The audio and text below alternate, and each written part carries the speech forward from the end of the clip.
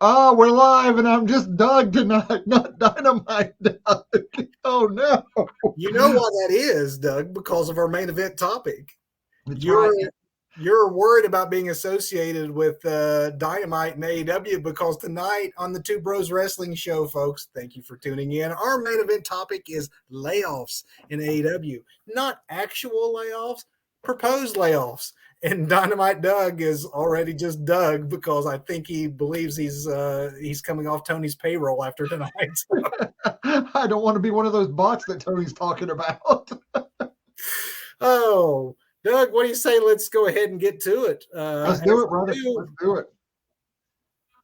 Before the main event, let's the opening bell. And tonight in the opening bell, Check this out. I confused my camera. Like I have powers to knock myself out of focus. Sorry. It's all right. I totally squirreled just then.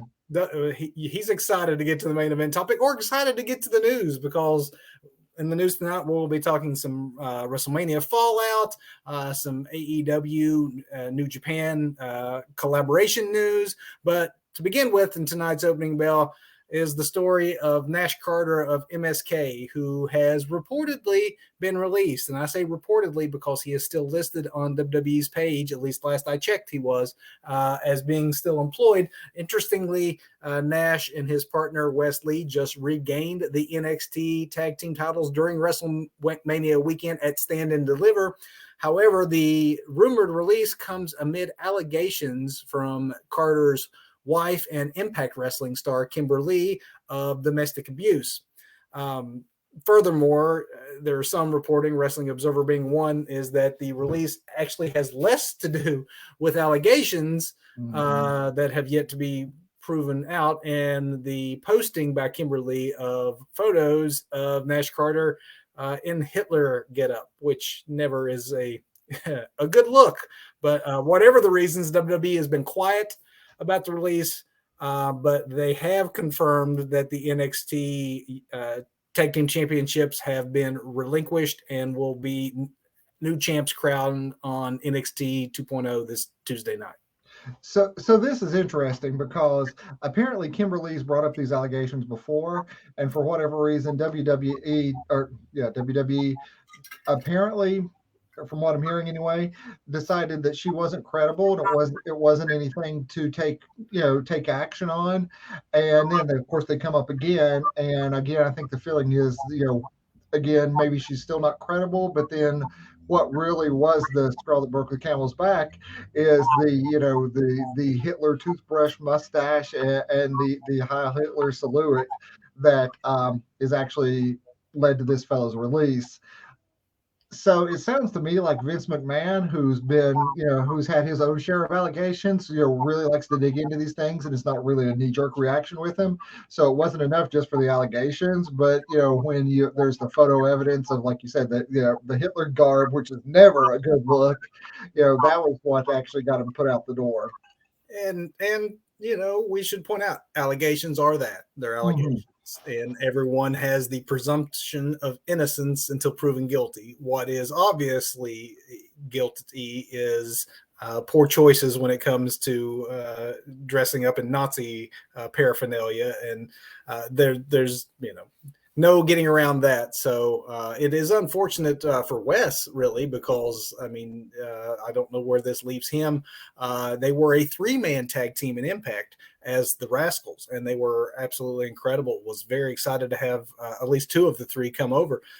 So who knows what this means long term for the team, and if there's redemption in all this. It wouldn't be unprecedented for folks to make some amends and some apologies and find their way back, but time will tell. We'll see. Mania fallout, Doug. We got lots of injuries and as well as debuts. The week after WrestleMania is usually the resetting of storylines. Oftentimes, they consider it almost a new season, and we have that on both Raw and SmackDown. But let's first talk Mania fallout when it comes to injuries. Rick Boogs and Grayson Waller are the 2 that have sustained definitive injuries. There's some speculation on whether or not Roman Reigns actually is or is not injured, or was not injured rather in the main event. But we definitely know that poor Rick Boogs is injured. We've seen that replayed a lot on television now. He had successful surgery this week.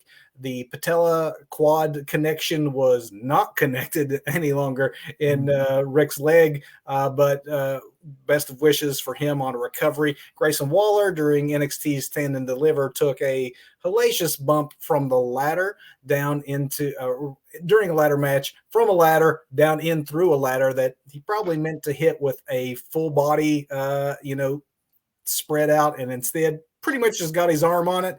He's in a sling now. Not really any word as to whether or not anything's broken, but definitely injured. And then, as I mentioned, Doug, I think you're the one that first pointed it out to me, is that there was some rumors as to whether or not the tribal chief, during that Kimura lock, you can see that there's some bruising and things going on the man's upper arm, but nothing confirmed. Nothing confirmed, but nothing really going on this past week. In a post WrestleMania world, absolutely nothing but some talking going on. Well, I mean, there was some really cool hugging happening on SmackDown, but really, I'm really not sure about that because it's super quiet all of a sudden about that. So I'm not sure. Yeah, and it could have been just a minor injury compared to Boogs and Waller, who are obviously feeling some long-term effects. And absolutely, Boogs especially will be out for a while. Yeah. As is tradition, again, Raw and SmackDown the week after WrestleMania is a time to make debuts. And Raw definitely saw that with the debut of Veer Mahan. Ezekiel, who looks a little bit like Elias. Or LA Knight, I'm not sure. Kind of like a longer-haired LA Knight. It is actually Elias, Doug. Nope, it's LA Knight in a wig. That's what I'm going with. I was going to say, I didn't think anybody was fooled, but apparently Doug. Actually, for a brief minute, I was too. I'm like, who is this guy? I mean, it is a very, very different look for Elias. Let's give it that. Without the beard, a whole different person. Really, kind of like you tonight. I mean, I wasn't sure who I was logging on to tonight. It's like, is this Kevin's younger brother? I should have changed my name to Ezekiel. Ezekiel and Doug are doing the show tonight. Yeah. Oh man. On the SmackDown side, we got I should say we got a Braun Breaker appearance on Raw as well, but it wasn't officially a debut. It's an interesting booking choice that they had a match on a premium live NXT event where Braun Breaker did not regain his championship during WrestleMania weekend, but had the exact same match on a Monday night, and they let the NXT title change hands. I don't understand that. No. Okay. I mean, it was good. The crowd was hot for it. Maybe it is a sneak preview of let's get the fans used to this kid, because they know he's not going to be probably long kept on Tuesday nights. They might have wanted to gauge the reaction in front of the Raw crowd as to whether or not how over he would be, and help maybe inform their decision. So here's my hope for Braun Breaker when they do actually bring him up, is that with him, they actually do change his name to something besides Braun Breaker, because they love bringing NXT talent up and completely changing their names. Even if we've known them like that for years and years and years. Looking at you, Butch. This is the one exception that Doug will make to please change his name. Please. Well, speaking of name changes, SmackDown saw more debuts than Raw actually did, which is not usual. And we had Lacey Evans return, still as Lacey Evans, but she's obviously been not a call-up, but she's just been gone for a while on maternity leave. She made her return. But we did have some debuts and call-ups. Gunther, who is the former Walter, but he was accompanied by I guess between him and what is it? Ludwig Kaiser? Yes, Ludwig Kaiser, I think. Ludwig Kaiser, the former Marcel Barthel, who is a half of Imperium. So 2/3 of Imperium now got moved over to SmackDown. A half of those have been renamed, and a third of those is looking around the NXT locker room wondering what happened to all his buddies. And I'm presuming no more Imperium. So no more Imperium. Raquel Gonzalez is now apparently Raquel Rodriguez, and she made her debut. That one, I mean, it's not a revamping of a character the way that Pete Dunne is to Butch. It's not a same character, different name as Walter is to Gunther. It is so slight a adjustment, you wonder why they even bothered. Exactly. Why bother if you're going? Why? Yeah. We probably should just be happy she still has two names and isn't just Raquel, which is the way that Vince usually likes to do it, is that wrestling fans, we are all too dumb to remember two names at the same time. It's a wonder she didn't just end up with Raquel. Give it time. Give it time. They can still drop it. The King is returning to commentary on Monday. Actually, he'll be a few weeks on Raw. A very familiar position for him, obviously, as color commentator on Raw all those years. But the King is taking over temporarily for Corey Graves, who's going to be off for a few weeks celebrating his honeymoon with Carmella. And speaking of which, they are not the only marital couple celebrating this week, but Alexa Bliss and Ryan Cabrera also were married. So congratulations to both couples. Moving on to AEW, but AEW and New Japan Pro Wrestling have further solidified their relationship. It was announced this week that episodes of AEW Dynamite and AEW Rampage will now be part of the New Japan World streaming service. It was also reported that in addition to these archival shows that you can pull up on demand, AEW's live broadcasts will soon be making their way to New Japan streaming platform in a deal that is only covers Japan. So it's not something that TNT or TBS needs to worry about over here. This is obviously huge news for both companies and definitely increases the possibilities of future talent exchanges. I know we've seen a decent amount of that between the two companies.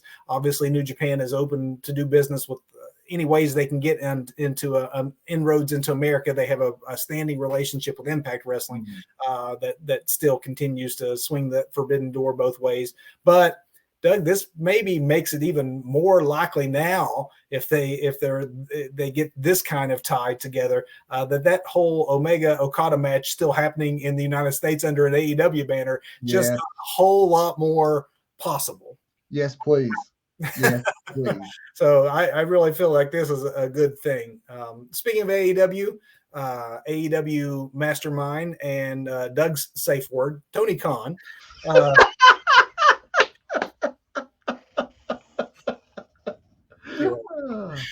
He's uncertain whether or not next month's Double or Nothing pay-per-view is going to contain the traditional Stadium Stampede match. The Stadium Stampede match has become a bit of a signature contest for AEW that has taken place at the last two Double or Nothing events. However, during an interview when asked specifically about this, Tony said he was incredibly proud of the creativity, thinks it's some of the best stuff they've ever done in both the matches, but that it was, even though a signature match for the company, he feels it was the byproduct of the circumstances of what they couldn't do by having an actual crowd. And now that we're back to live wrestling crowds, he would not say whether or not we would see Stadium Stampede. So it really sounded like it might be taking a day or a year off at least. And honestly, I don't know. I enjoyed both of them, but I'm fine for them to just kind of keep that one a little special. The more you do of a signature match, the less any of them have a chance of standing out. So give it a break. I'm good with that. And then finally, some AEW programming notes. First being that Rampage this Friday is going to be on at a much earlier time. So don't forget to tune in, folks. If you need to reset your DVRs, if it doesn't automatically catch it, just make sure you know it's at 7 o'clock on Friday. And then on Saturday, over on TNT will be the second of the AEW Battle of the Belt specials. So make sure you get that set up, because who knows, some of the folks that you might be seeing on these shows might be the last time you see them, because after tonight, when we get into our main event topic, let's transition into Tony, who watches the show, is very likely to take our advice and make some changes. Let's do it. Let's do it. So, a caveat. We are here to talk about the fact that AEW or any company cannot absorb every single contract that's out there, not just for the sake of finances, but for the sake of how much time you have to present these talents in a way that's fair to them. As such, AEW, this land of opportunity as it has been, has way more history of absorbing contracts and trying to find roles for people that WWE cast aside or plucked from the indie world.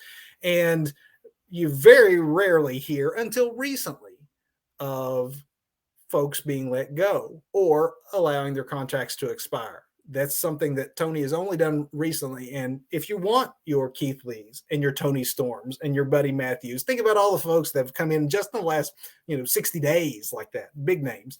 There is a lot of, and I don't want to say filler or fat around the edges or anything like that, because many of these folks are talented men and women. We're tonight going to hypothetically make some roster decisions, business decisions, and it does not necessarily mean that we want people to lose their jobs or that we think that these folks do not have value. In fact, in some of my choices, think they may have more value elsewhere. It's just the reality of the business that if a Karrion Kross is still sitting out there unsigned, that he can be more of a needle mover perhaps than somebody else. So that said, we're going to be bold. We're going to do some low-hanging fruit maybe, but we are definitely going to stir some conversation. So join in. Let us know where we're wrong, where you disagree. But Doug, let's start with some of those expiring contracts. So for me, even though they're still listed on the roster, Joey Janela and Marco Stunt had both said recently in interviews that they're being ghosted by AEW and that they're being allowed to let their contracts expire. So I would say that for me, it's a good place to start, because I would say both of those would be two guys that could probably go. I agree, and I think that's definitely some low-hanging fruit to start with, folks that we know are on their way out the door. Yeah. But yeah, I agree. Joey Janela, Marco Stunt. Marco's been kind of cut out of Jurassic Express as they focus on the two-man tag team there and push that forward. And I think Marco makes it a bit more of a comedy routine where, Jungle Boy, Jungle Jack Perry is going to eventually just be Jack Perry, and he's going to be a staple of AEW, just like Sammy Guevara. So, those are pillars of the company. So, those are two easy calls, unfortunately. Again, nothing against either one of these folks. I find both of them very entertaining in their own ways.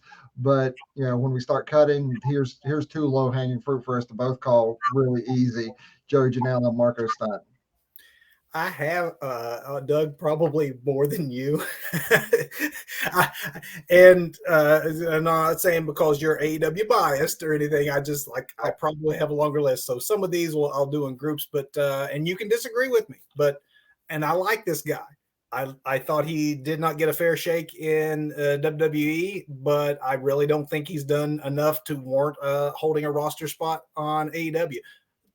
Shawn Spears. Maybe the first year, two, but Shawn could go.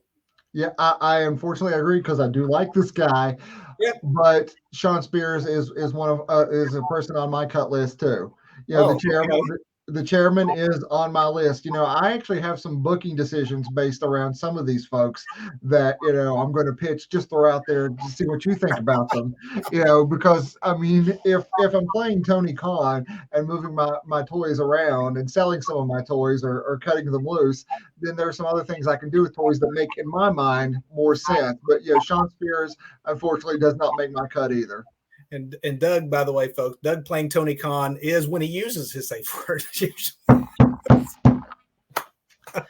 Man, this is double oak. Don't make me sprue it where it's expensive. Glad to know we're on the same page with this one, though. I do like Shawn a lot. I think maybe Impact, where he can be a bigger fish in a smaller pond down there with his wife. I was going to say he would also be able to work with his wife a lot more too. So. Yeah. I'm going to go. Again, booking decisions. I like that you mentioned that. I will say that, folks, next week we're going to have a show just on Ring of Honor and reimagining it. So none of the cuts I'm going to make tonight are folks that maybe I think would be good, since they're in the Tony Khan universe and moving his toys around, that we won't be talking about next week. So do not get ahead of myself too much. I won't say let's get rid of them and move them to ROH, because there are some instances where I think we'll be talking about that next week. However, I will have to make a differentiation with this next choice, because I want to make sure everyone knows this is not a blanket across the board. When I say Dark Order can go, I mean everyone but John Silver, Anna Jay, and Colt Cabana. Anna Jay stays on AEW. We'll talk about the others next week. How about that? But there's just so many members of Dark Order. I don't know that they have a meaningful role at this point, but there's definitely some cream in that crop that needs to stay and probably would do better off to not be bogged down by all the other members. So I disagree here. Good. I don't strongly disagree, but I do disagree with your choices, because I think Dark Order needs a bomb to go off and a full reset done on the Dark Order, right? So I've been thinking about this, because I think Evil Uno needs to stay on as the mouthpiece. Silver and Alex Reynolds needs to stay on as a tag team, right? Alan Angel stays in AEW, but not in the Dark Order. I have other plans for him. Anna Jay, absolutely. Colt's got to go. Maybe into a coaching role, but I think Colt goes, and it's Stu. Unfortunately, I cut Stu as well. Okay, so you're not completely opposed to cutting some members of Dark Order, and you also realize some members don't need to be in Dark Order. So I agree. Some folks don't need to be in Dark Order. I think AEW needs Dark Order just to continually honor the Exalted One, Brody Lee. -1 stays. You keep Dark Order at the stable for all of eternity. You keep it rotating. And you keep it going, and eventually use it as a vehicle for -1 when he comes of age.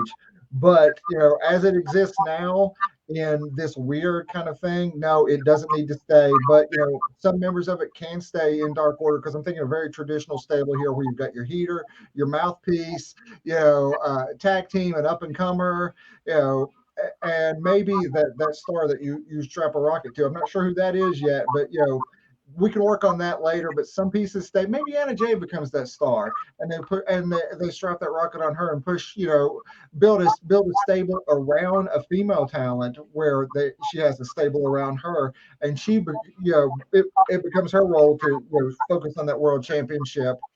But what's the other guy's name? 10. I forgot his name, but 10. Yeah, 10's got to go too. Yeah, Dark Order doesn't work for me, except for the few folks that I mentioned. I think you have bigger ideas for them than I do. I would do more of a cut across the board. Spoiler alert: Colt is one of the guys going to Ring of Honor for me. But moving to some other folks that maybe, and I hate to say low hanging fruit, because that sounds insultive of these talents, but these are folks who have appeared on Dynamite and Rampage, but mostly you're going to see them on Dark or Dark Elevation, and they've been around long enough that if they're going to break through or they have bigger uses for them, they should have maybe done something by now. But Leva Bates is a roster spot that doesn't make sense why she still has. Anthony Ogogo had one really high profile match with Cody Rhodes, and may very well have been a Cody Rhodes project. Anthony Ogogo comes from a legit fighting world, and I imagine as such probably has a fairly lucrative contract. If you can get out of that contract, I'm sure that you could probably get a couple of developmental style wrestlers that would be better use of that money. If Anthony Ogogo was ready to go, he's had more than enough time to have made it to the main roster and be featured more regularly now, and he is not. I have to agree with you about Ogogo, and honestly, the majority of the Nightmare Factory, I'm sorry, they're not the Nightmare Factory. The factory, I think everybody in the factory could go. including QT. QT could be a good coaching role behind the scenes, but every on-air talent, I know a lot of the folks, a lot of the kids in factory, are still like dark elevation kids. But I think that entire roster, with the exception of maybe Nick Camarado, because he could be a beast. That's a good look. This guy's not green. I mean, he's got a ways to go, but he is not green by any means. Yeah, he could stay, but the rest of the factory, Aaron Solo, Anthony Agogo, I'm sure there's a whole bunch of people I'm forgetting, but yeah, in general, like I should have said this at the get-go too. We are definitely talking folks that have had at least some matches and airtime on Rampage and or Dynamite. There is a whole other universe if you don't go into their YouTube channels very much, folks, where you can find that on Dark and Dark Elevation, which sometimes combined can be an additional 3 hours or so of wrestling every week, where there's a whole other roster going on essentially.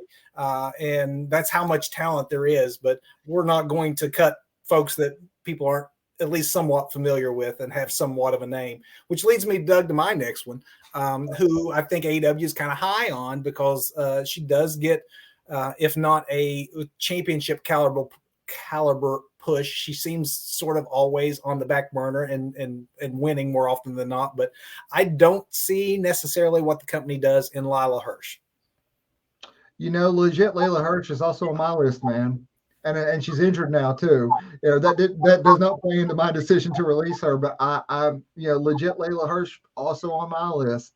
Okay, well, maybe I thought we'd have more arguments, so we're going to. We basically disagreed about the Dark Order, and that's just who stays and who goes. But it's true. We both realize it's not working as is. It just our adjustments are a little different because I'm not getting rid of everybody either, and you're getting rid of a few, and with just different booking ideas. So how about this next one for me, Doug? Diamante. I don't even know who that is. Who is that? She was in the tag team with Mercedes.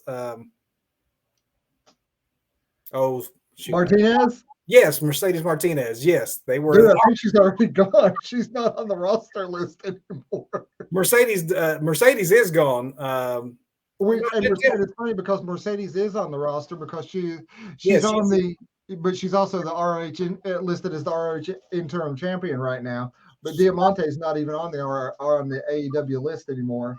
The roster list. Okay. Well, she just wrestled this week on Dark, so maybe she's not completely all elite. She's been on Rampage before. She was a champion in Impact. She was actually part of the LAX stable. Okay. And so it's not that she isn't talented. It's just she's so talented, and they do nothing with her. Well, apparently they've realized that because she is not all elite. Let me give you a bunch then, all at once. This is a Dark Order situation. Let's get rid of Pretty Picture, and I don't think you're going to argue with me on that one. Who? Pretty Picture? It's Peter Avalon, Ryan Nemeth, Cesar. Yeah, Peter. I'm not sure who all was in that because I like Peter Avalon. I think he's hilarious. He is. But Pretty Picture could go then. I'm not sure who's even in that, but Peter Avalon, again, not because these people are not talented, but they could be better served somewhere else. They could serve themselves somewhere better else too, I think. Yes, thank you. I mean, I'm Dynamite Doug, and I said who. I but that does go to show when Dynamite Doug, the AEW mark that he is, has to be reminded, like, the Peter Avalon stable, all those guys, like that's 5 roster spots, right? Yeah, and I know to an extent you have to have some low mid card guys to, otherwise you just be hiring local jobbers when you tour around, and sometimes some of these folks maybe could slot into that role, but that's just a lot of space there for me. So let me throw this one at you. I don't know if it's on your list, but I'm not even sure. There used to be the Hardy family office. Now they're the Andrade family office. And this is probably a controversial call here, but I say you get rid of Andrade because Andrade is money, man. But if they're at this point, they've done absolutely nothing with Andrade. It's been too long. You're wasting this toy on the shelf. All right. So you get rid of Andrade, you get rid of that entire stable, with the exception you keep Butcher and Blade, right? You move Butcher and Blade over into the House of Black, right? See, now you're building this. Listen to me, man. Listen to me. This is Doug fantasy booking here, okay? You've got then you've got Brody King as the heater in the group, right? Malachi Black as the man who will go for a championship. You bring in the Butcher and the Blade. There's your tag team. And this is where you bring in Alan Angels, right? You bring in Alan Angels. You keep Buddy Murphy. You keep Buddy. You keep Murphy, but you get him out of the House of Black because he doesn't understand the aesthetic. He just doesn't get it. He does not fit. All these other guys I'm talking about could definitely fit. Butcher and the Blade, absolutely. Alan Angels, tattooed guy anyway. Young gun, just like Sammy Guevara. Give him a push. Make him one of the staples, one of the pillars of AEW going forward. And there you go. You know, I thought this would actually be a harder exercise for Doug with his AEW like loyalty. Not that I don't love AEW, but I just figured that I was going to make this harder on Doug. And I even sort of hinted to Doug in advance, folks, without us ever like we definitely try to get into this without knowing what the other's going to talk about. I'm like, we need to be bold though. And I think thus far I've picked easier targets. Andrade, that's a big one because that is actually one of the newer toys, I guess, if you look back over the last year of folks that you could say that Tony stole away from WWE for, seeing something that WWE did not see. Yeah, that's bold. Man, you said you let Andrade be Andrade in AAA, man. Let him go be himself. Let him go do his thing. That is an amazing toy that's just collecting dust. And all that Hardy family office, Andrade family office, whatever it is, I don't even know what it's called right now. I'm so confused about all that. But yeah, it really is. I mean, we don't have like NXT and AEW and SmackDown, all going on, but it is a pretty bloated roster once you start talking about it. I mean, even like Kevin pointed out, I didn't even realize there was a stable of 5 people there, and I was completely lost there. I mean, because as big as WWE's roster is and as many roster cuts as that they have done, think about how much space they have to spread that talent around between Raw and SmackDown and NXT and NXT UK. Right. And, yeah.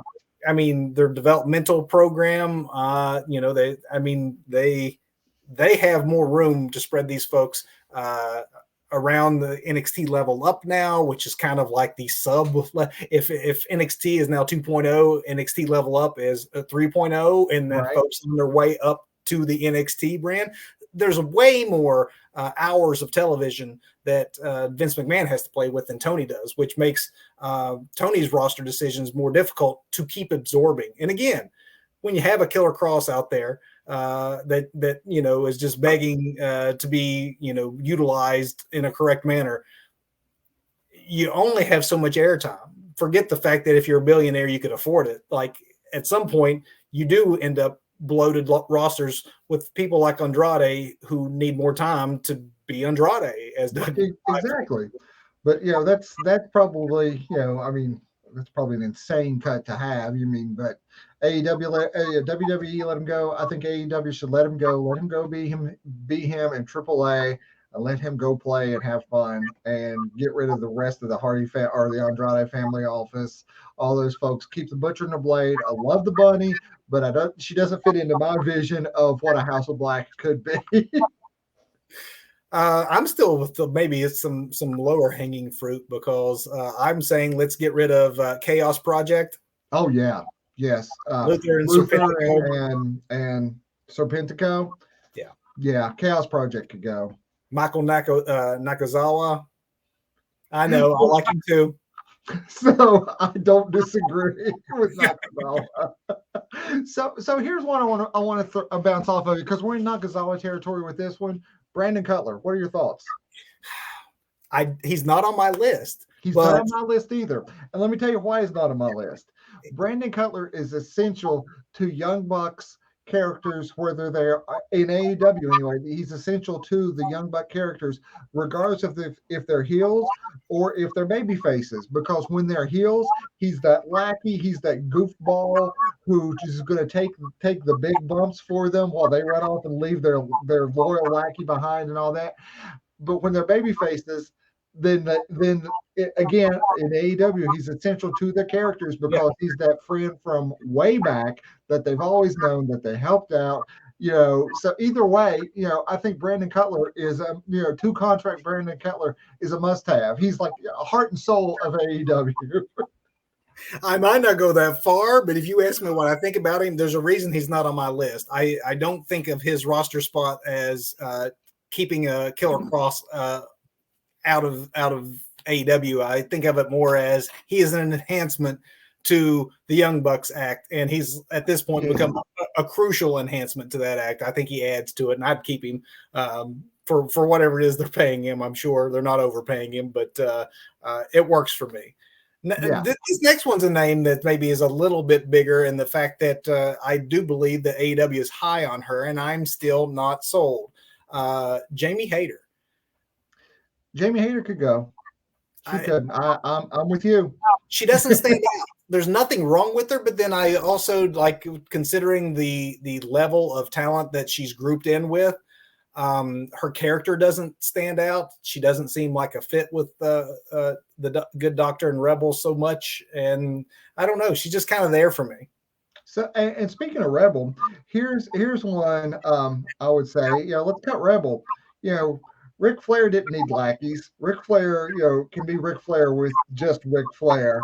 I think the Good Doctor, if she's playing heel, she can be Britt Baker, DMD, with just being Britt Baker.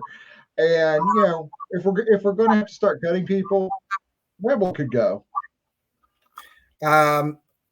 Well, here's someone I think that again you hate it because this person is a legend in her native Japan.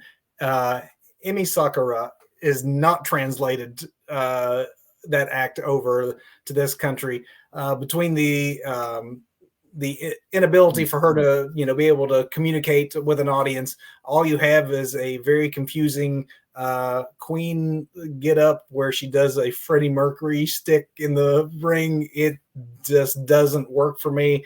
And again, due respect to her, but she could go. I was looking at the women's roster earlier today, trying to make some cuts. If I have to start cutting the women's roster, and really all of these Joshi wrestlers that have come over, these female Japanese wrestlers, I would keep Shida, and I think I would cut everybody else as far as like the Japanese wrestlers go, like Riho. And Riho's a talent, but I don't think she's ever going to have a chance to get over with American audiences, except I think there's this very niche, like weirdo American audience that she's going to get over with. And, then like Yuka, I can't even say this name, Yuka Sakazaki. And I'm not even sure where I've seen her. She may be a dark girl. I don't know. But, looking at all these talented Joshi wrestlers that they brought over, I think the only one that really has a chance to get over and continue is Shida. Well, Rio is on my list as well. And I thought it would be maybe one of the more controversial ones because that is your very first AEW Women's Champion. But I didn't get that decision at the time, and I still don't quite understand what the company saw in her or continues to see in her. While we're on the women's roster, Doug, I'm going to throw up here David Poole. She is not on my list to go, but what do you think about this one? She's not on my list to go, but I'm with David just because of her association with the Rhodes family. She can go. No hard feelings or anything, but yeah, she can go. I'm going to spoil again here, in that I'll talk a little bit more about her next week in my Ring of Honor Reimagined show. Gotcha. Doug, I'm saying that the Ass Boys can go. I didn't know if we were going to include them, but yes, absolutely, because they have got a lot of TV time recently. Yeah, they can go, man. They can go. Their dad can remain a coach, but they got to go. Maybe once they may build a bigger name for themselves on the indies or something like that, and can work their way up. But right now they can go. So, Dad, coach only that we need to be seeing into. I mean, I know he looks great for his age and all, but does Billy Gunn need to be taking an AEW roster spot in 2022? Absolutely not. He can be a coach. He can be a coach. Kip Sabian, Doug, is on my list. And I love Kip Sabian, but he's sort of a man without a mission, and it can disappear for months at a time. So I'm not sure the value in that contract right now. Kip and Penelope both could go. They're on my list. Okay.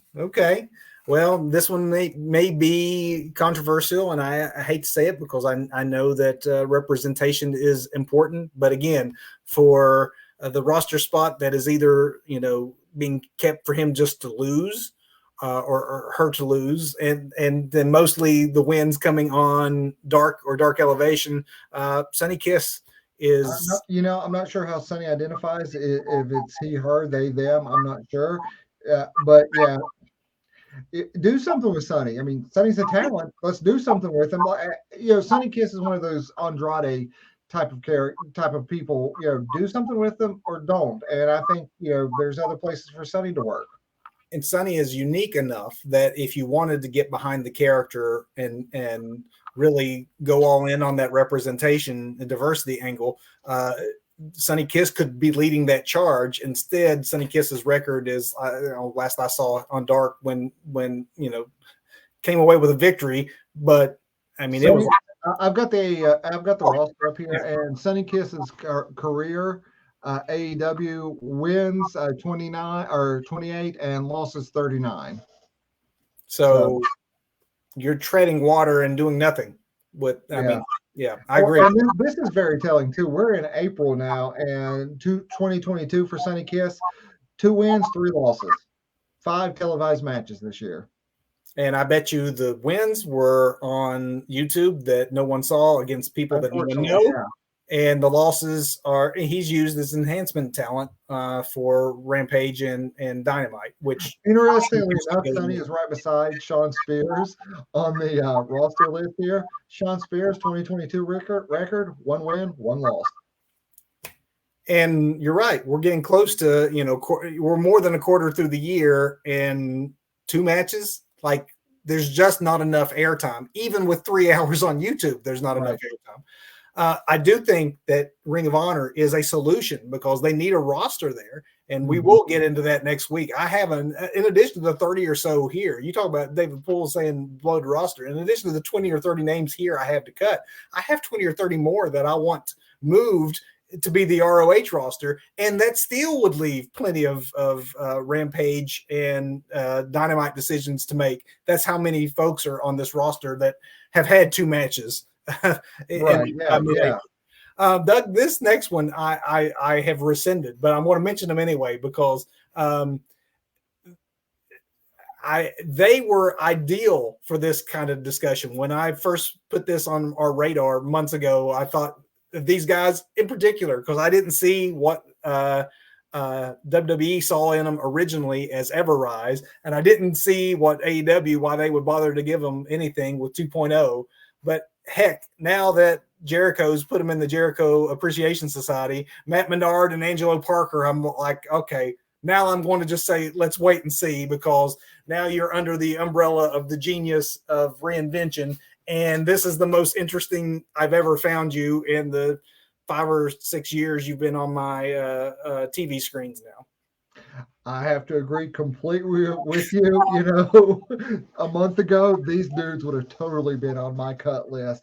But then now that they're in the Jericho Appreciation Society, that entire group has got to stay. I mean, that really is the blueprint of what a stable should be, and Jericho is now, Jericho's rotated them out, We've got Proud and Powerful. They don't need Jericho. I'm not sure they ever did need Jericho, but he kind of scooped them up. Sammy doesn't need Jericho. Hager can stay with Jericho as the heater, and then he brings in a new group, a new tag team, a new young up-and-comer. Yeah, everybody in Jericho Appreciation Society can stay for now. And, everybody that's in the Jericho Appreciation Society other than Jake Hager, I would have put on this list a month ago. And then here comes Chris Jericho and saves the day, right? Right. Here comes Chris Jericho to save the day. I mean, it's quite amazing what he's done repeatedly throughout his career. He's going to go down as an all-time great. All right, David Poole, you are to my next one. That is absolutely was on my list, and I know it's a controversial one, but I think that ultimately the gimmick will hold back Jungle Jack Perry. And without a Jungle Express, when Jack Perry becomes just Jack Perry and is tearing it up as a single star that he is, where does that leave a character like Luchasaurus? You know, man, as much as I hate to agree with, I mean, because this dude made a character that is seriously over. You know, there is a potential booking route out to this to extend the life of a Luchasaurus, where you split. You know, the Jurassic Express, you give that mega push to Jack Perry, and then there's that history there when Luchasaurus does circle back around. You almost have a David and Goliath situation there. I mean, in the end, you put over Jack Perry defeating like this evil version of Luchasaurus in the future. But after that, I'm not sure where you go. So I think that there could be. I mean, would you rather have Killer Cross? Is there more long-term value in bringing in Alex Hammerstone or some of the big name indie talents that's maybe ready to take that next level? If you do end up in a working relationship more closely with New Japan, obviously you got Minoru Suzuki coming back and forth right now too. Like if you could have more space for like Jay White or Okada or somebody like long term, I like Luchasaurus. He's huge. He's incredibly agile for a man so powerful. Great wrestler. I that's one of my harder decisions, but I'm with you. I think he could probably go.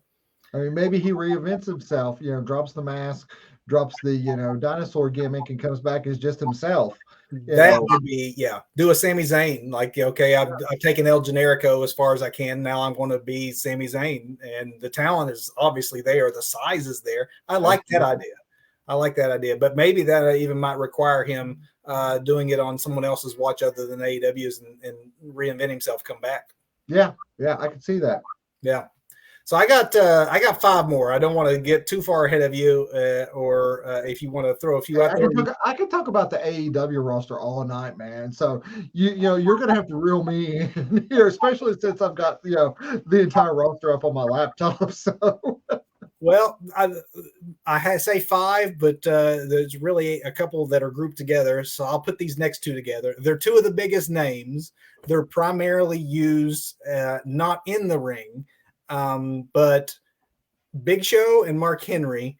It might be great to say that you stole them away from WWE, but Big Show occasionally will get in the ring. Mark Henry has not yet. They use them primarily, not as coaches, from my understanding, but they're primarily announcers.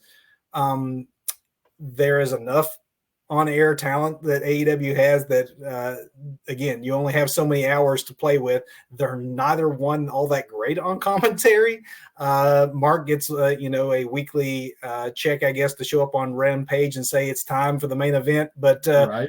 Overall, these are probably some bigger contracts that AEW shouldn't be shouldering. I agree with that, unless they're planning on doing something with Mark Henry's kid, but he's like 16 right now, so I don't know that's an avenue. I'm looking at the broadcast team here, and it's interesting who's listed on the roster of the broadcast team. You've got Alex Abrahantes, Alex Marvez, Dasha Gonzalez, Excalibur, love Excalibur, Jim Ross. I'm an old school Jim Ross fan. Justin Roberts, Taz, and Tony Schiavone are actually only the ones listed on their website as part of the broadcast team. Let's see if Show and Mark Henry. Let me see if Paul White. Where's Paul Jackson? Miro, Paul. Yeah, they're both listed as actual talent. Yeah. I don't think either have. There was the thing with QT Marshall with Big Show, right? And I don't think Actually, Big Show's had a couple of matches. Okay. I think he's, yeah. Yeah, see, Okay. so you get a name like, I mean, you get the Big Show, who I'm sure commands a decent amount of money because of his name, and then you primarily use him in the ring and on the microphone as a commentator on your YouTube channel. And I know that they could pick up some contracts of some talent that could be needle movers and not need a legacy spot. There's a lot of legacy talent on AEW, and that's not necessarily bad. I just don't know that Mark Henry and Big Show are adding anything. Yeah, these guys could both be coaches just like Billy Gunn, and I'd be totally cool with that. You know, there's a lot of knowledge there, a lot of years in the industry. You don't really want to waste that or give that away. But as far as on-air talent, and when I'm saying on-air talent, I mean in-ring talent. You know, these guys need to give up their spots for in-ring. Absolutely. So this is my next one, Doug's. I think probably maybe my most controversial one in my mind, and it's probably the only one that I have like actual booking plans around too, because there needs to be a rationale for this one.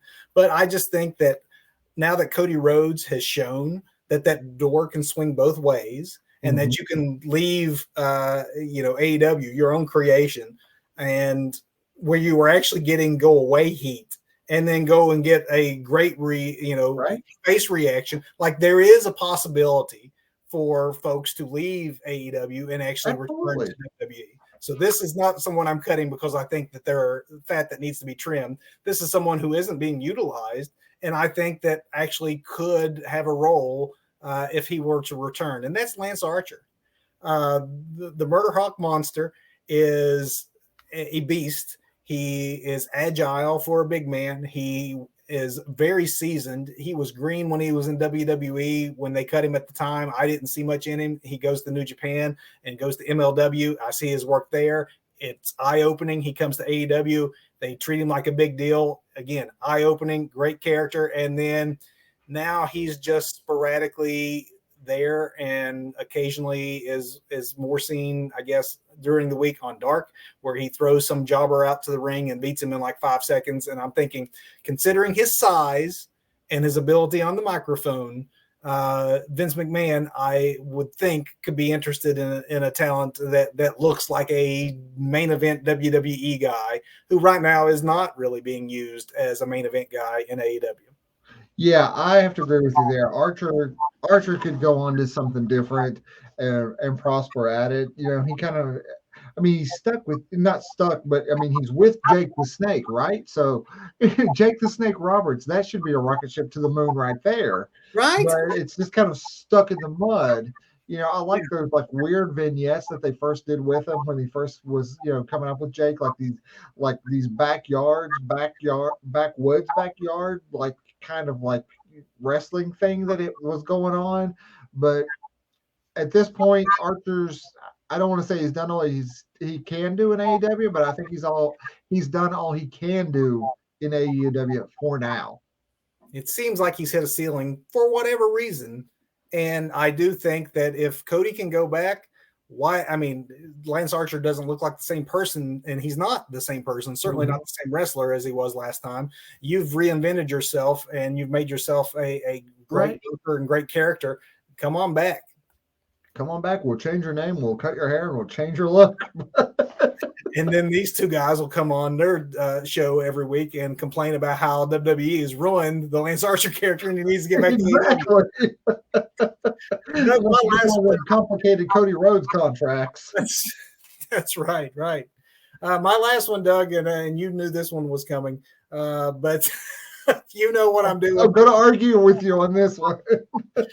I've never been a Darby Allin fan. I've gained respect for Darby Allin that I didn't have a year or two ago. I still don't see how he is a tentpole of the organization or someone that can be built around long term. And out with the bathwater and the baby goes Sting. Again, legacy act, I get it, but you have so many of those on your show already. Sting's even done some crazy things, jumping out of balconies and stuff. That's like, okay, due respect, sir, but I still would rather see Alex Hammerstone in that spot, or Kazuchika Okada in that spot for a time being. Like, Sting can go and Darby Allin can go, and I would be okay. Man, if it means I get to see Okada in AEW, I have to agree with you. Otherwise, man, I'm keeping him. My last one I would go for would be the Hollywood Blondes. I break up the Hollywood Blondes, or not the Hollywood Blondes, the Varsity Blondes, and reform that tag team with Pillman Jr. and Brock Anderson, who coincidentally are side by side on the AEW roster. You create a legacy team there, and you push that. And I'm sorry, Griff Garrison, nothing against you, man, but Brock Anderson and Brian Pillman Jr. You start like a legacy thing there and just push it and rocket ship it to the moon. All right. Well, we actually just cut a whole heck of a lot of people are on the unemployment line, Doug, thanks to us. Sorry about that, guys, but Tony, we're saving you a lot of money. Now go get Karrion Kross and Scarlett. Do you feel dirty, Doug? Are you going to be okay? Actually, I feel pretty good. I mean, by day, I am a business manager, so I have to just like the law stays goes and what we can't afford and what we can't. So, it was kind of like my day job, but fun. I like that. Yeah, nothing against any of these men and women. I think that the pasture actually may be greener for some of them elsewhere. It might be better Absolutely. for all involved. Again, it is a business, and there are some talent we'd like to see more than 2 or 3 times every other couple of weeks. So Here we go. And with that, Doug, let's get on to the big finish. What do you say? Let's get that big finish a little longer. All right. 1, 2, 3s. Mine is mostly WrestleMania Fallout based, so I'm willing to start wherever. But since we're talking WrestleMania, let me go first with some WrestleMania Fallout. And Let me call a botch for the entire Raw after WrestleMania. The Raw after WrestleMania has traditionally been something awesome. It's like a reset button. You get a lot of surprises. This Raw fell flat from top to bottom. I could call out a bunch of stuff on SmackDown that's also WrestleMania Fallout, where they changed everybody's names and, Butch pouted on the corner and just the ridiculousness of that. But, overall, I think it was an incredibly poor post-WrestleMania Raw. I usually love those post-WrestleMania Raw crowds and everything, but it was just flat this year, man. Is that your botch? That's my botch, brother. So my botch is Pat McAfee having to sell for Vince McMahon during WrestleMania. I mean, Pat is a good athlete, and good enough apparently to beat the next big thing in Austin Theory, but not good enough to beat an 80-year-old man who stands there and you run into his weirdly muscular yet somehow also flabby arm and then fall down as if he'd actually hurt you. Even in the suspension of disbelief category of wrestling storytelling, that one just didn't do it for me at all. In fact, I think Dave Meltzer's a review of WrestleMania gave that match in quotes a -2 stars. Wow. But it was bad and it was unnecessary. You still could have got to you could have had a Vince McMahon arrogance get in the ring and have Austin Theory beat the heck out of Pat McAfee, upset that he lost, hit him with the belt, do everything, and then let Austin Theory count a pinfall with Vince McMahon saying I'm, having a match, but to actually have Vince McMahon give offense. You didn't need to do that, and you could have still had the great feel-good moment of nostalgia and beers all around and stunners being taken, and you didn't have to have Vince McMahon actually beat up on Pat McAfee. That's totally fair, man. I'm staying away from everything WrestleMania this week. I'm looking at Fallout, like I said, but yeah, that's a fair criticism of all that ridiculousness that followed. I mean, we knew Vince were rumored to get involved and we thought, I guess for a period of time it was going to be Vince McAfee, but it went a different way. But did it really at the end of the day? Exactly. How about performance of the week, Doug? So I'm going to go performer and match of the week, just kind of roll it into one. Sure. We're creeping up on, actually, we're past 9 o'clock. So, for economy's sake here, this works. Wheeler Yuta and John Moxley this week was amazing. It was everything that wrestling, oh my, old school wrestling too. And I love the direction it's going. I love the near falls. I mean, you could not have, not yet. Yes, yes. Yuta Mox, you cannot have Mox lose to Yuta, but you can have Yuta do everything but win. And that is exactly what happened. Mox went above and beyond to put him over. And as far as performer goes, Yuta, hands down this week. First time I saw Yuta. I cannot wait to see him as a member of this Blackpool Combat Club.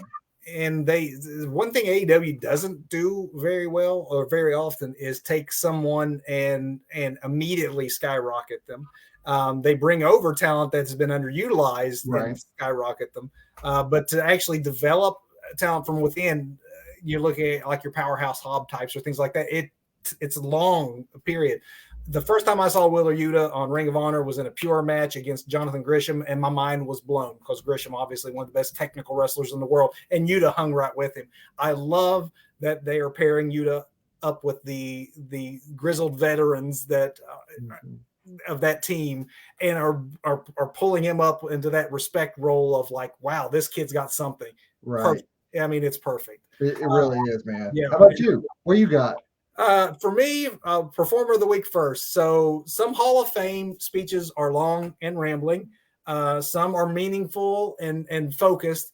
Yet others have these memorable one-liners, great nostalgic stories and moments. Somehow the Undertaker speech managed to be all of those things. All that, absolutely. It was unlike any Hall of Fame speech before it. He was given unlimited time. He was given a headset mic, and it literally was the Undertaker TED Talk that we were watching. That's exactly what I thought. This is his fizzle reel, or his sizzle reel, not his fizzle, his sizzle reel for like inspirational speaking going forward and motivational speaking. Unbelievable and absolutely worth every minute of time they gave him. If you keep the bottle on with the lid on it for 30 some years, true to your character, sir, take all the time you want, say what you want. And he wasn't an old guy who got up there and rambled like some of them do. He had a point of focus that he was going for. It was fantastic. It was just fantastic. It was so well laid out, especially with his like pillars to remember and all that. And he would hit one, storytell, move to the next one, storytell, build to the next one. It was really great. Anybody who hasn't seen it, what are you doing watching us? Go watch that on Peacock. We'll wait. Come back. Go ahead. Right here. For my match of the week, I'll say by far Mania match, the contest between Becky and Bianca. I mean, it stole the weekend. Yeah, absolutely. I will give an honorable mention though, just because it was so good and could be lost in all the wrestling that was last weekend. But we finally, for the first time ever, saw the legendary Briscoe brothers take on FTR. It will, if folks, if this is one you haven't seen, again, go find it. Did you see that one, Doug? Did you? Yeah, go find it. Oh my gosh! I mean, the match they had with the Bucks this week on Dynamite was fantastic, but the match that FTR had with the Briscoe brothers, it was chill-inducing.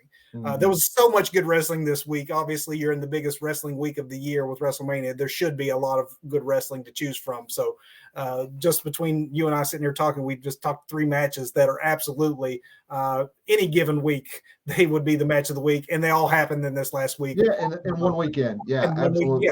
Go see them all. And folks, with that, Doug, I think we're ready to call it a night and invite people back next Sunday again, we were live for the month of March doing a lot of YouTube lives, and we're back to Facebook. If you're watching this live, if you're watching us in the archives, obviously we're both on our YouTube channel and Facebook.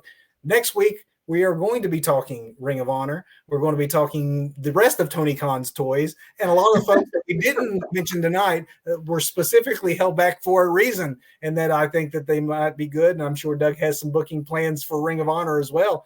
Yes, I do with some AEW talent actually, and some not too. There's a lot of possibilities now that you have a whole other platform to play with, and not just the toys in the one sandbox. We will get into that next week, 8:00 Eastern time. Folks, thanks for tuning in to the Two Bros Wrestling Show. Thanks, everybody. Good night.